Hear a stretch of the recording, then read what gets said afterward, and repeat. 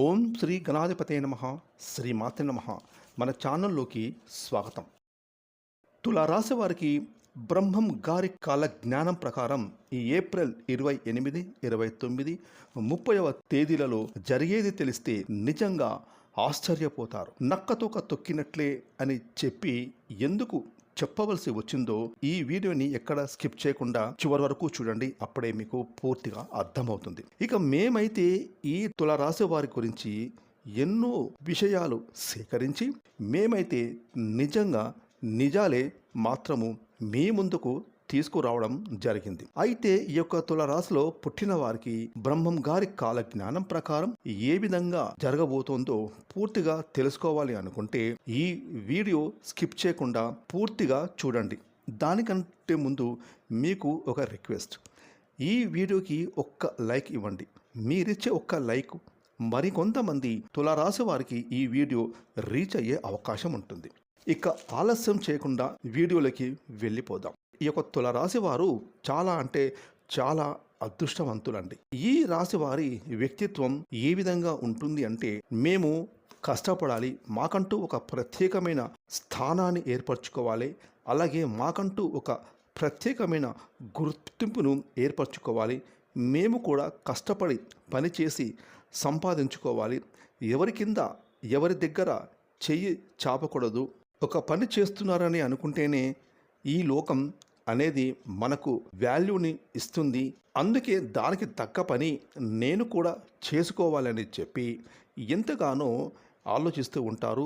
ఇవన్నీ కూడా తులారాశి వారి యొక్క మనసులో ఉండే ఆలోచనలు. ఈ విధంగా ఆలోచించి వారికి ఇష్టమైన నచ్చిన పనిని వారు కష్టపడి చేస్తూ ఉంటారు అని చెప్పుకోవచ్చు ఈ యొక్క తులారాశి వారు. ఇక ఈ తులారాశి వారు ఎప్పుడు కూడా ఆలోచన చేసే ఒక విధానం ఎలా ఉంటుందంటే, అందరూ బాగుండాలి, అందులో మేము కూడా ఉండాలి అని ఆలోచిస్తూ ఉంటారు. అయితే ఈ యొక్క తులారాశి వారికి కొంచెం కోపం ఎక్కువ.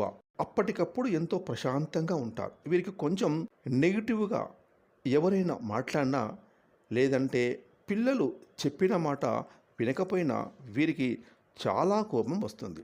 ముందు వెనక ఆలోచించకుండా వీరికున్న భోల మనసు వలన 10 మందిలో ఉన్నా కూడా వీరికి మాత్రం కోపం వస్తే వెంటనే రియాక్ట్ అయిపోతారు. కాబట్టి కొంచెం వీరి కోపాన్ని తగ్గించుకోవాలి. ప్రతిసారి గుర్తుపెట్టుకోవాల్సిన మాట ఏంటంటే గనక, వీరి కోపాన్ని అదుపులో పెట్టుకోవాలి. ఎందుకంటే తన కోపమే తనకు శత్రువు అనే మాట ఈ రాశి వారు గుర్తు చేసుకుంటూ ఉండాలి. ఇక ఈ తులారాశి వారు ఇప్పటి వరకు ఆర్థిక పరంగా కానీ కుటుంబ పరంగా కానీ కొన్ని కష్టాలను చూశారు. ఆ కష్టాలన్నింటినీ కూడా కొన్ని అనుభవాలుగా మార్చుకుంటారు. ఈ విధంగా వీరు అనుభవాలుగా మార్చుకొని ఫ్యూచర్లో మళ్ళీ ఎటువంటి కష్టం నష్టం రాకుండా ఉండటానికి ఎంతవరకు జాగ్రత్తలు తీసుకోవాలో అంతవరకు ఎంతో మంచి జాగ్రత్తలతో లైఫ్ని చాలా బ్యాలెన్స్డ్గా మెయింటైన్ చేస్తారు. ఇక వీరి రాశి చిహ్నం కూడా త్రాసు కాబట్టి ఈ రాశి వారు వీరి రాశి చిహ్నం లాగానే చాలా బ్యాలెన్స్డ్గా తమ లైఫ్ని మెయింటైన్ చేస్తూ ఉంటారు. అదేవిధంగా ఈ తులారాశి వారికి తెలివితేటలు ఎక్కువగా ఉంటాయి. వీరు చూడడానికి కొంచెం అమాయకంగా కనిపిస్తూ ఉంటారు, అలాగే కొంచెం కోపంగా కూడా కనిపిస్తూ ఉంటారు. కానీ ఈ రాశి వారిది ఎంతో మంచి మృదువైన స్వభావాన్ని కలిగిన వారు. అదేవిధంగా కొంతమంది వ్యక్తులు వీరి సలహాలు తీసుకొని వారి జీవితాలలో బాగుపడిన వాళ్ళు చాలామంది ఉన్నారని కూడా చెప్పుకోవచ్చు. అది స్నేహితులు కావచ్చు, వీరి బంధువులు కావచ్చు, అలాగే వీరి ఇరుగు పొరుగు ఉన్న వ్యక్తులు కావచ్చు. ఎవరైనా వీరికి సహాయం కోరి వీరి దగ్గరకు వచ్చి డబ్బు కానీ, మాట సహాయం కానీ, లేదా కెరీర్ పరంగా ఏమైనా వీరి దగ్గరకు వచ్చి ఏదైనా సహాయం సలహా కోరితే వెంటనే వెనక ముందు ఆలోచించకుండా ఆ వచ్చిన వ్యక్తులు ఎలాంటి వారు అని చూడకుండా వారికి మంచి అమూల్యమైన సలహాలను ఇస్తూ ఉంటారు. ఆ సలహాలతో చాలామంది వారి జీవితాల్లో బాగుపడి సెటిల్ అయిన వారు కూడా ఉంటారు. కాకపోతే ఎవరైతే వీరి దగ్గర సలహాలు తీసుకొని తమ జీవితాన్ని ఒక మలుపుగా తిప్పుకొని వారి జీవితంలో సెటిల్ అయిన వారు మాత్రం వీరిని మాత్రం మర్చిపోతారు. అదేవిధంగా ఎప్పుడైనా ఎక్కడైనా వీరు కనపడితే మొహం చాటేసుకొని, అబ్బా వీళ్ళు వచ్చారు, వీళ్ళతో మేము మాట్లాడాలి, సరేలే ఏదో ఒక మాట మాట్లాడాలి అని చులకనగా 10 మందిలో అది కూడా వీరిని కించపరిచే విధంగా మాట్లాడుతూ ఉంటారు. అలాగే ఒక్కోసారి వీరిని అగౌరవపరుచుతూ కూడా ఉంటారు.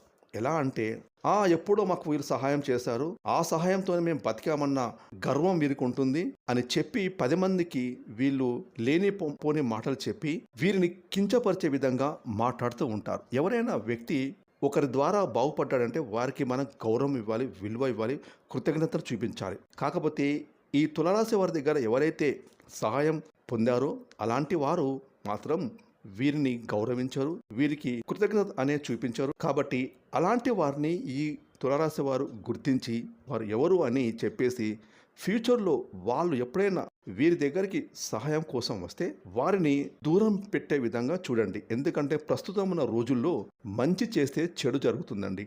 ఇది ముమ్మాటికి నిజం. ఎందుకంటే ఈ రోజుల్లో ఎవరికి కూడా మంచి చేయకూడదు. ఒకవేళ చేసినా కూడా మనకు లాభం అనుకుంటేనే చెయ్యాలి. ఎదుటివారు లాభపడతారు అని చెప్పేసి మన లాభాలు పక్కన పెట్టి, అంటే లాభం అంటే ఇక్కడ సమయం అండి.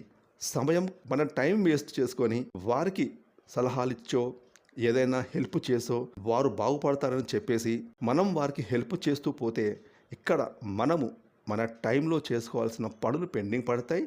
దీని ద్వారా మనకు రావాల్సిన డబ్బులు రాకుండా పోతాయి, ఎదుటివారు బాగుపడతారు, మనం ఇంకా బాగుపడటానికి ఎదురు చూస్తూ ఉంటాం. ఇలా ఈ తులారాశి వారికి కూడా జరుగుతూ ఉంటుంది. కాబట్టి మీరు మాత్రం ముందుగా మీ పనులు మీరు చేసుకోండి, మీ కుటుంబానికి పనులు చేసి పెట్టుకోండి. మీ కుటుంబం బాగుంటేనే మీకు 10 మందిలో గౌరవం ఉంటుంది. ఇంట్లో మీకు కావలసిన వస్తువులను కొనుక్కోండి, పనులు చేసుకోండి, ముందుగా మీరు సంపాదించుకోండి. ఆ తర్వాత మీకు టైం ఉంటేనే 10 మందికి సహాయం చేయండి. ముందు మనం తిని కడుపు నిండా తిన్న తర్వాత వేరే వాళ్ళకి పెడితే అది బాగుంటుందండి. సహాయం చేయండి, వద్దనట్లేదు. కాకపోతే ముందు మీరు బాగుపడండి, మీరు ముందు బాగుండాలి. ఆ తర్వాతనే మీరు సహాయం చేయాలనుకున్న వాళ్ళకు చేయండి. అంతేగాని ముందు మీ పిల్లలను చూసుకోండి, మీ భార్య పిల్లలను చూసుకోండి, మీ కుటుంబాన్ని చూసుకోండి, తర్వాతనే వేరే వాళ్ళు చూడడం మొదలు పెట్టండి. ఇది మీకు ఒక సలహా ఇస్తున్నాము, ఇది ఖచ్చితంగా పాటించి తీరండి. ఇక ముఖ్యంగా ఈ యొక్క తులారాశి వారికి ఈ ఏప్రిల్ 28, 29 ఈ 3 రోజులు మీరు చాలా బిజీగా ఉంటారు. వృత్తులు చేసేవారు, ఉద్యోగాలు చేసేవారు, అలాగే వ్యాపారాలు చేసేవారు, అది చిన్న వ్యాపారమైనా పెద్ద వ్యాపారమైనా ఏ వ్యాపారమైనా సరే, ఎలాంటి రంగంలో ఉన్న వారికైనా సరే, కానీ మీరు చేస్తున్న అన్ని పనులు ఈ సమయంలో 3 పువ్వులు 6 కాయలుగా కలిసి వచ్చే అవకాశం అయితే మీకు ఎంతగానో కనిపిస్తూ ఉందని చెప్పుకోవచ్చు. కాకపోతే డబ్బుల దగ్గర మీకు మోసాలు జరుగుతాయి. ఈ ఒక్కటి చూసుకోండి. తులారాశి వారికి కుటుంబపరంగా భార్యాభర్తల మధ్య మంచి అనుకూలత ఉంటుంది.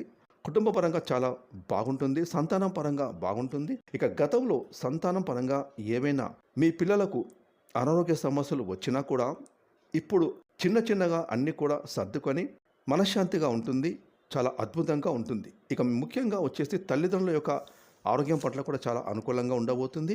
అయితే మీకు మాత్రం చిన్న అనారోగ్య సమస్యలు వచ్చే సూచనలు కనిపిస్తున్నాయి.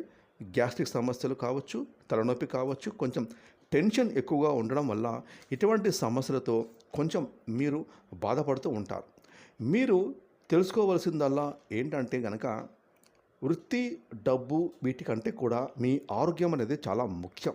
ఆరోగ్యాన్ని చాలా జాగ్రత్తగా చూసుకొని అప్పుడు మీరు డబ్బులు సంపాదించే వేట్లో పడండి. ఎందుకంటే పనులు ఉన్నాయి అని చెప్పి టైంకి తినకుండా, టైంకి నిద్రపోకుండా, స్ట్రెస్కి గురవుతూ సంపాదన అని ఆరోగ్యం చూసుకోకుండా ఆరోగ్యాన్ని పాడు చేసుకొని, డబ్బు ఎంత ఉన్నా సరే డబ్బు మనలను బ్రతికించదు. ఆ ఒక్క విషయాన్ని గుర్తు పెట్టుకొని ఆరోగ్యాన్ని చాలా జాగ్రత్తగా కాపాడుకోండి. టైంకి భోజనం చేయండి, టైంకి నిద్రపోండి. ముఖ్యంగా పౌష్టిక ఆహారాన్ని మీ భోజనంలో ఉండేలా చూసుకోండి. అలాగే వ్యాయామం చేయండి, ధ్యానం కూడా చేసుకోండి. ముఖ్యంగా కొంచెం సేపు మీరు ఏదైనా గుడికి వెళ్ళి దైవ దర్శనం చేసుకోవడం వల్ల మీకు చక్కటి ప్రశాంతత, మనశ్శాంతి అనేది దొరుకుతుంది. ఇవన్నీ కూడా మీ ఆరోగ్యాన్ని కాపాడుకోవడానికి మీరు చేసుకునే పనులని మర్చిపోకండి. ఇక ప్రేమికుల విషయానికి వస్తే ప్రేమికుల పరంగా చాలా బాగుంటుంది. అదేవిధంగా ఎవరైతే దంపతులు సంతానం కోసం ఎదురు చూస్తున్నారో వారికి సంతానయోగం ఖచ్చితంగా కలుగుతుంది అనే విషయాన్ని గుర్తుంచుకోండి.